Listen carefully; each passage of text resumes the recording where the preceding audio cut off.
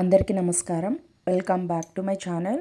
ఈరోజు ఈ వీడియోలో 2024లో అట్ల తద్ది ఎప్పుడు వచ్చింది, అలాగే తదియ గడియలు ఎప్పుడు ప్రారంభమయ్యి ఎప్పుడు ముగుస్తాయి, అలాగే ఈ అట్ల తద్ది గురించి కొన్ని విశేషాలను ఈ వీడియోలో మీతో షేర్ చేసుకోబోతున్నాను. అంతకంటే ముందు ఎవరైతే నా ఛానల్ని ఫస్ట్ టైం విజిట్ చేస్తున్నట్టయితే లైక్ చేయండి, షేర్ చేయండి, సబ్స్క్రైబ్ చేయండి. అట్ల తదియ అని కూడా అంటారు. గౌరీదేవి శివుణ్ణి పతిగా పొందగోరి మొదటిసారిగా చేసిన వ్రతమే ఈ అట్ల తద్దె నాడు అమ్మవారికి అట్లను నైవేద్యంగా సమర్పించి అలాగే ముత్తైదువులకు వాయనంగా అట్లను ఇస్తారు.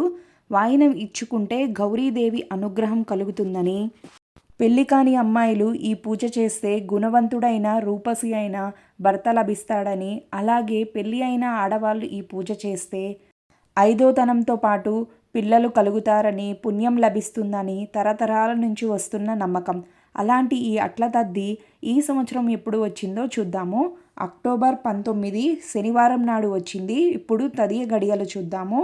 అక్టోబర్ 19 శనివారం మధ్యాహ్నం 12:47తో ప్రారంభమవుతాయి.